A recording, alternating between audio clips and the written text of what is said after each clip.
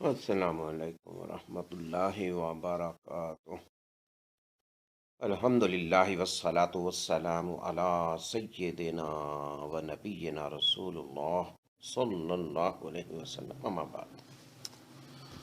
میرے اسلامی بھائیوں اور بہنوں، اللہ آپ پر رحم فرمائے اور ہم سب پر رحم فرمائے۔ ہمیں معلوم ہونا چاہیے کہ ہمارے اوپر اللہ تعالیٰ نے کیا واجب کیا ہے۔ اللہ تعالیٰ نے ہمارے اوپر 4 مسائل کا سیکھنا واجب کر دیا ہے۔ یعنی ہم کہہ سکتے ہیں کہ ہمارے اوپر 4 مسائل کا سیکھنا واجب ہے۔ وہ مسائل کون کون سے ہیں؟ پہلا مسئلہ علم، دوسرا مسئلہ عمل، تیسرا مسئلہ دعوت، اور چوتھا مسئلہ ایذا رسانی پر صبر کرنا۔ تو پیارے بہنوں اور بھائیوں، ہمیں یہ سمجھ لینا چاہیے کہ ہمارے اوپر جو 4 مسائل کا سیکھنا واجب ہے، وہ ہم کس حد تک اس میں کامیاب ہیں اور اللہ تعالیٰ کا شکر کرتے ہیں اور اس کی جستجو میں ہیں یا نہیں۔ پہلا مسئلہ علم۔ اس سے مراد اللہ تعالیٰ سبحانہ و تعالیٰ کی معرفت ہے۔ علم سے مراد اللہ تعالیٰ کی معرفت کا حاصل کرنا، اس کے نبی صلی اللہ علیہ وسلم کی معرفت اور دین اسلام کی معرفت ہے۔ معرفت کا مطلب ہے اس کو جان لینا، سمجھ لینا، کہ کوئی تشنگی اس بارے میں رہ نہ جائے،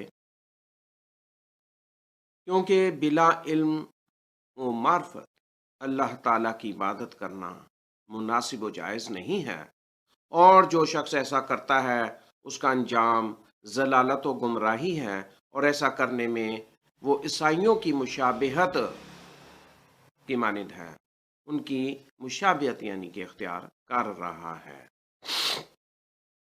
دوسرے الفاظ میں ہم کہہ سکتے ہیں کہ اللہ تعالیٰ کی معرفت، اللہ تعالیٰ کی بابت جاننا، اللہ تعالیٰ کون ہے، کیا ہے، اس کی کیا حیثیت ہے اور اس کا کیا مقام ہے، اللہ کون ہے، ہمیں اس کو کس طرح سے اس کی عبادت کرنی چاہیے، اور اس کے بعد نبی آخر الزماں حضرت محمد مصطفیٰ صلی اللہ علیہ وسلم کی معرفت، ان کا جاننا کہ وہ کون تھے، کون ہیں، ان کا کیا مقام ہے، رسول کا کیا مقام ہے، ہماری زندگی اس کے مطابق کیسے گزرنی چاہیے، یہ حضرت محمد الرسول اللہ صلی اللہ علیہ وسلم کے امور کیسے گزرتے اور وہ اللہ تعالیٰ کی رضا میں کس طرح دنیا بسر کر گئے، یہ ہے نبی پاک صلی اللہ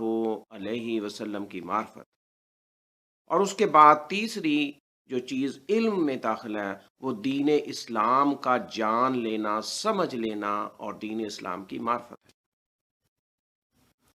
اگر ہم علم و معرفت یعنی علم کی معرفت، علم کو نہیں حاصل کرتے، یعنی جانتے نہیں ہیں، کس طرح؟ جس طرح وحی اللہ تعالیٰ نے حضرت محمد کریم صلی اللہ علیہ وسلم پر نازل فرمائی، اس طرح سے ہمارا علم نہیں ہے، ہم اس طرح نہیں جانتے، تو اس کی اس طرح عبادت کرنا مناسب نہیں ہے اور وہ جائز نہیں ہے، کیونکہ اس میں بدعات، خرافات، خواہشات، ہوا اور ایسی چیزیں شامل ہو جاتی ہیں جو انسان اپنے خیال میں بہتر سمجھتا ہے اور وہ اللہ تعالیٰ کی رضا کے لیے ہی کرتا ہے، لیکن وہ چونکہ سنت نہیں ہے، اللہ تعالیٰ کا حکم نہیں ہوتا اور وہ فرائض و واجبات نہیں ہوتے، ان کا جان لینا، سمجھ لینا چونکہ ضروری ہوتا ہے، اس لیے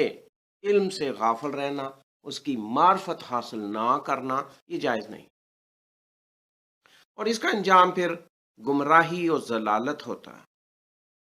یعنی انسان کو وہ فوائد و مقاصد، منازل نہیں حاصل ہوتی جس کے لیے اسے دنیا میں بھیجا گیا ہے، اور حضرت محمد الرسول اللہ صلی اللہ علیہ وآلہ وسلم کو دنیا میں بھیجنے کا مقصد جو تھا وہ اس طرح سے حاصل نہیں کر رہا، اس کو نہیں سمجھ رہا، اس لیے وہ ایسا ہی ہے جیسے کہ عیسائیوں کی مشابہت اختیار کر رہا۔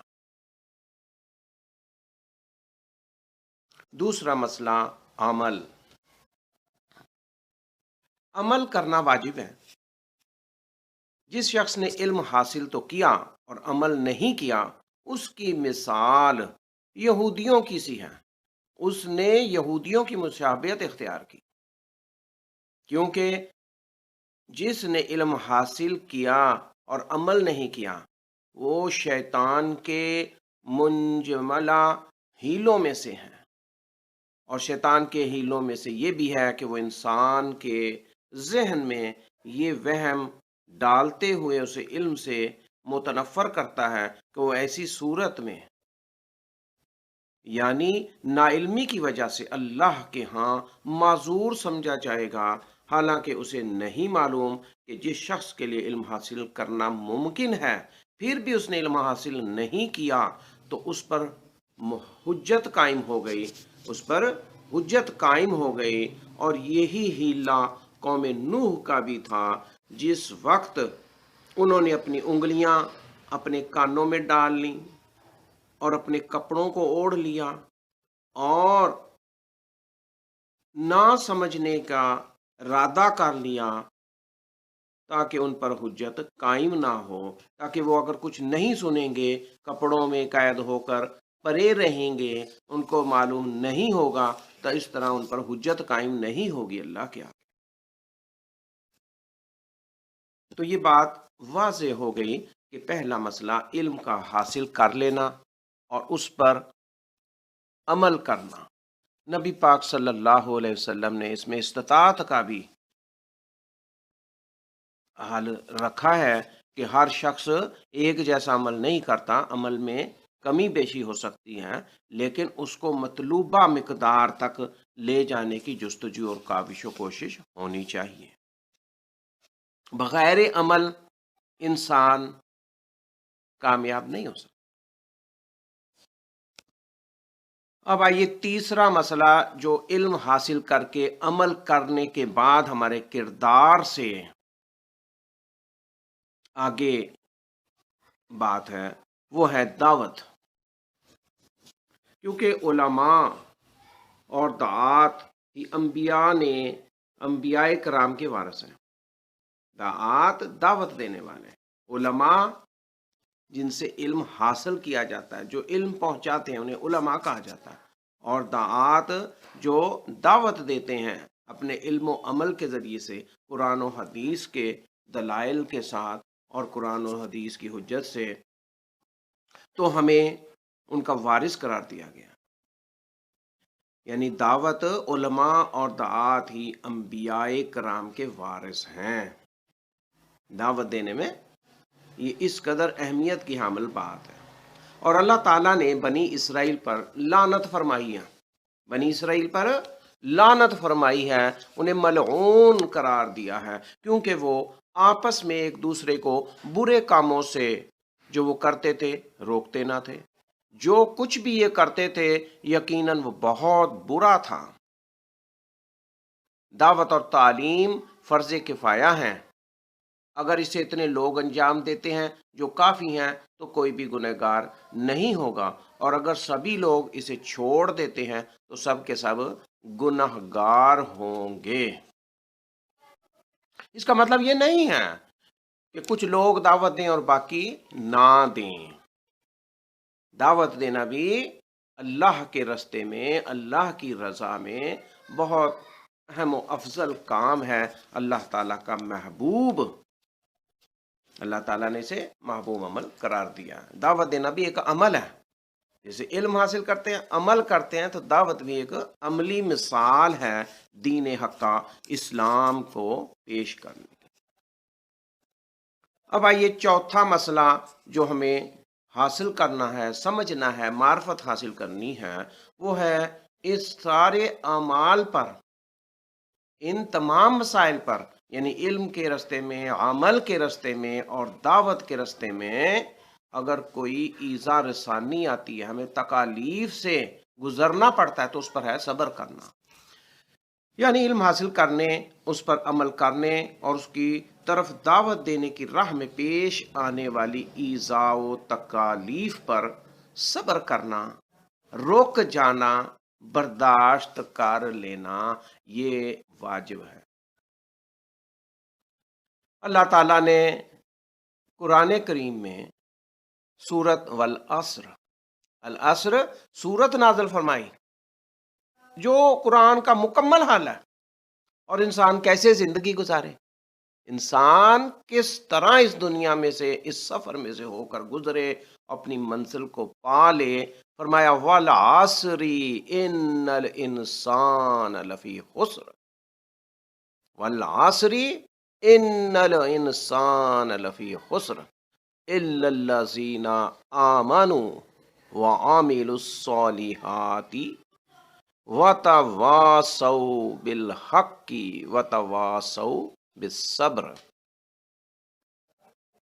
اب ہم اس کو سمجھ لیں، والعصر اللہ تعالیٰ زمانے کی یا صورت کی شکل میں نماز عصر کی جو فرض ہے اس کی طرف قسم کھا کے اللہ تعالیٰ فرماتے ہیں والعصر، ان بے شک الانسان، انسان، تمام انسان، ہر ایک انسان، ان الانسان لفی خسر، گھاٹے میں ہے، نقصان میں ہے، ہر انسان نقصان میں ہے، اس کے لیے کمی ہوگی، وہ کامیاب نہیں قرار پائے گا۔ الا الذین آمنوا، سوائے اس کے کہ وہ لوگ جو ایمان میں داخل ہو گئے، جو ایماندار ہیں، جو مومن ہیں، وعملوا الصالحات، اور پھر ایمان لانے کے بعد علم و عمل میں، وعملوا الصالحات، علم کا حاصل کرنا بھی ایک عمل ہے، بغیر عمل کیے علم حاصل نہیں ہو سکتا۔ وعملوا الصالحات الا الذین آمنوا وعملوا الصالحات، یعنی ان چیزوں کے لیے اللہ تعالیٰ حکم دے رہے ہیں، سمجھا رہے ہیں کہ منزل پانے کے لیے تمام لوگ، تمام انسان نقصان میں رہیں گے، مگر وہ لوگ جو ایمان لائے اور عمل صالح کرتے رہے۔ الا الذین آمنوا وعملوا الصالحات، اب کوئی مرد ہے، عورت ہے، بچہ ہے، جو بھی شخص دنیا میں ذی روح آئی ہے، اس نے ایمان لانا۔ تمام اللہ کی مخلوقات ایمان لاتی ہیں، چرند، پرند، یہ درخت، یہ زمین، یہ شجر، یہ حجر، یہ ہوائیں، یہ پہاڑ، یہ سب اللہ پر ایمان لائے ہوئے ہیں، ہمیں تو اتنی نہیں پتہ چلتا۔ تو فرمایا الا الذین آمنوا، اللہ تعالیٰ مثال انسان کو سمجھا رہا ہے کہ بھائی ایمان لے کے آؤ۔ ایمان کیا ہے، اس پہ بھی بات ہوگی، سیر حاصل بات کی جا سکتی ہے، لیکن یہاں پہ دلیل کے طور پر یہ بات کہی گئی والعصر ان الانسان لفی خسر الا الذین آمنوا وعملوا الصالحات وتواصوا، تواسے، نصیحت، دعوت پیش کر دینا، شیطان کو دور دفع کر دینا، یہ دعوت ہے۔ اگر ہم چھپ جائیں، شرم و حیا کریں، شرم یعنی بے شرمی اس طرح سے سمجھیں کہ بات کو ہم سمجھیں کہ بھئی ہم آگے پیش کریں گے تو یہ مسائل ہیں، تو لومت اور لائم سے بچنے کی کوشش کریں۔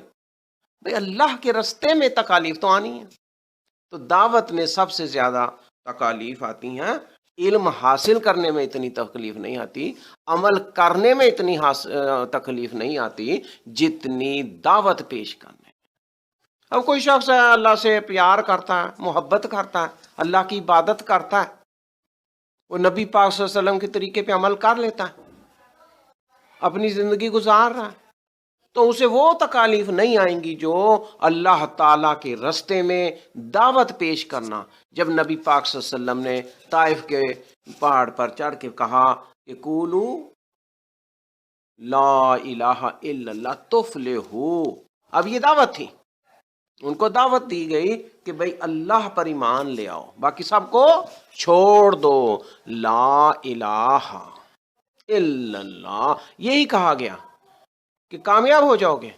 اب یہی علم ہے، اس میں بھی اللہ کی معرفت کہا گیا کہ بھئی اللہ کی عبادت کرو صرف اور کسی کو معبود حقہ سچا رب، سچا مسجود اور اللہ تعالی ہے. تو اس کے علاوہ کسی کی ہمیں اطاعت کا حکم نہیں، کسی کی پیروی کا، عبادت کا نہیں حکم. اس لیے ہم یہ بات سمجھ رہے ہیں کہ دعوت کے رستے میں وَتَوَاصَوْا بِالْحَقِّ، وَتَوَاصَوْا بِالْحَقِّ کہ یعنی دعوت کے کام پر مداومت کی جائے، حق بات کو بیان کر دیا جائے. چاہے وہ اگر کوئی شخص گنگا ہے وہ اپنے عمل سے بیان کر دیتا ہے، اشعاروں کنایوں میں بیان کر دیتا ہے. اگر اللہ تعالیٰ نے کسی کو زبان مبارک، زبان عطا کی ہے، کسی کو ہنر دیا ہے، کوئی اپنے ہاتھ سے لکھ کر صحافت کی زندگی جیسے، یا کوئی شخص بنا کے قلم کاری کے ذریعے، ڈرائنگ کے ذریعے یا کسی اور چیز کے ذریعے، وہ بھی دعوت ہے. تو لیکن انبیاء کا طریقہ کیا تھا؟ وہ نکل جاتے تھے رستوں میں کہ بھئی یہ اللہ کے لیے بہترین عمل ہے، ہم دنیا میں کس لیے آئے کہ ہمیں دعوت حق کا وَتَوَاصَوْا بِالْحَقِّ پیش کرنے کا بتایا گیا. اگر ہم نے پیش نہ کی تو ہم نقصان میں رہ سکتے ہیں. وَتَوَاصَوْا بِالْحَقِّ وَتَوَاصَوْا بِالصَّبْرِ.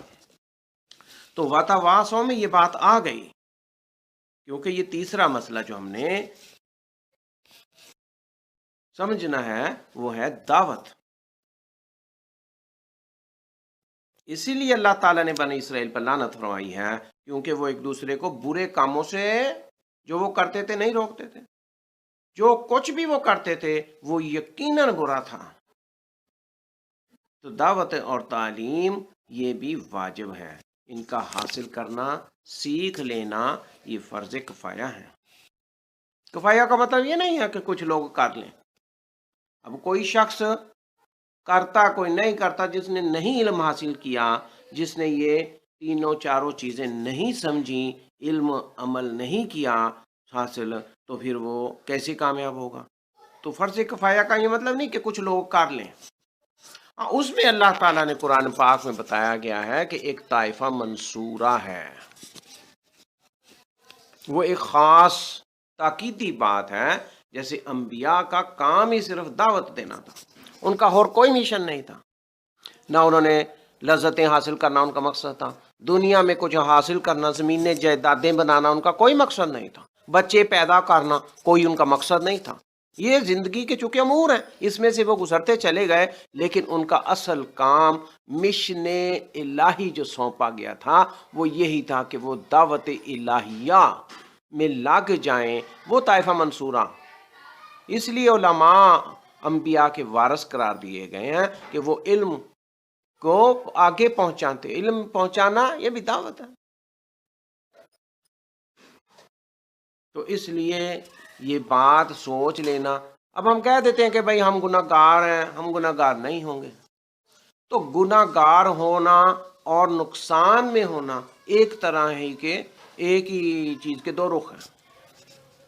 اب ہم سمجھیں کہ یہ گناہ ہے، یہ کرنے سے ہم گناہ گار ہوں گے. اللہ تعالیٰ نے یہی فرما دیا لفی خسر، ان الانسان لفی خسر، کہ انسان گناہ میں ہے، گھاٹے میں ہے، نقصان میں ہے. تو اس لیے یہ تیسرا مسئلہ جو ہم نے سمجھا وہ یہی ہے کہ دعوت حق کا پیش کرنا، وَتَوَاصَوْا بِالْحَقِّ. اب آئیے چوتھے مسئلے کی طرف جو بہت اہم اور ضروری ہے، اور جس کا فرمایا گیا جس کی بابت کہ وَتَوَاصَوْا بِالصَّبْرِ، کہ جو بات ہم کریں گے، جو دعوت ہم پیش کریں گے، چاہے وہ عملاً ہو، قولاً ہو، فعلاً ہو، روزہ رکھنا، نماز کا پڑھ لینا، اقرار کرنا، لوگوں میں یہ گواہی دینا کہ اللہ تعالی موجود ہے، عرش پر موجود ہے، اللہ ہمیں دیکھ رہا ہے، یہ دعوت ہے۔ اگر ہمیں اللہ کا خوف ہوگا، اللہ کا ڈر ہوگا کہ وہ موجود ہے، وہ ہمیں پوچھے گا، ہم نے اس کے آگے پیش ہونا ہے، تو یہ دعوت ہے۔ عمل تو ہے ہی ہے کہ ہمیں اس چیز کا علم ہونا چاہیے کہ اللہ تعالیٰ نے یہ نظام کائنات بنایا ہے، اللہ تعالیٰ نے یہ بے بہا کیمرے ہمارے اوپر لگائے ہوئے ہیں، یہ فرشتے بٹھائے ہوئے ہیں ہمارے دائیں بائیں کندھوں پر، یہ فرشتے ہیں۔ تو وہ کیا لکھ رہے ہیں؟ وہ یہی لکھ رہے ہیں کہ یہ نقصان میں ہے یا کامیاب ہے، یہ گناہ میں ہے یا گناہ سے نکل گیا۔ تو اس لیے چوتھا مسئلہ بہت اہم ہے جو تمام کی حفاظت کرتا ہے۔ فرمایا ایذا رسانی پر صبر کر لینا، یعنی علم حاصل کرنے، اس پر عمل کرنے اور اس کی طرف دعوت دینے کی راہ میں پیش آنے والی ایذا و تکالیف پر رک جانا، صبر کرنا، برداشت کر لینا۔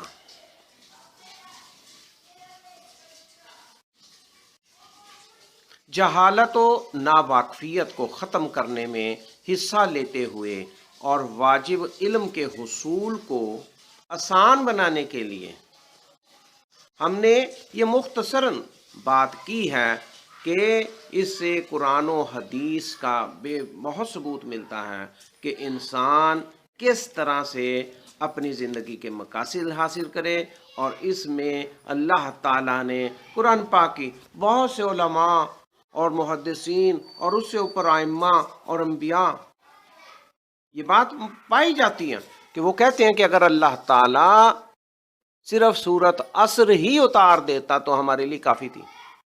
اللہ تعالیٰ نے تو اس کے علاوہ اور بہت کچھ ہمیں بتانے کی کوشش کی ہے، مگر ہم سمجھنے والے بنے۔ سورت عصر اللہ تعالیٰ کا بہت بڑا انعام ہے۔ اب جیسے مثال کسی شخص نے سفر کرنا، اس کو نہیں پتا بھئی کیسے سفر کرنا ہے، کیا لے کے جانا ہے، گرمی ہے، سردی ہے، رستہ کیسا ہے، اونچا ہے، نیچا ہے، موسم کیسا ہے، یہ ساری چیزیں تو اللہ تعالیٰ نے یہ ہمیں بتا دیا۔ وَالْعَصْرِ إِنَّ الْإِنسَانَ لَفِي خُسْرٍ إِلَّا الَّذِينَ آمَنُوا وَعَمِلُوا الصَّالِحَاتِ وَتَوَاصَوْا بِالْحَقِّ وَتَوَاصَوْا بِالصَّبْرِ۔ اللہ تعالیٰ عالم الغیب ہے، اللہ تعالیٰ کو پہلے پتا ہے، اس لیے اس نے پہلے ہمیں بتا دیا، یہ ہمیں ٹریننگ دی ہے، ہمیں آگاہ و آشنائی دی ہے، آگاہی دی ہے کہ بھئی یہ چیزیں ہیں کہ نقصان سے بچنے کے لیے یہ 4 مسائل ہیں جن کا سمجھنا، حل کر لینا دنیا کو آسان بنا دیتا، ورنہ انسان نقصان میں ہے۔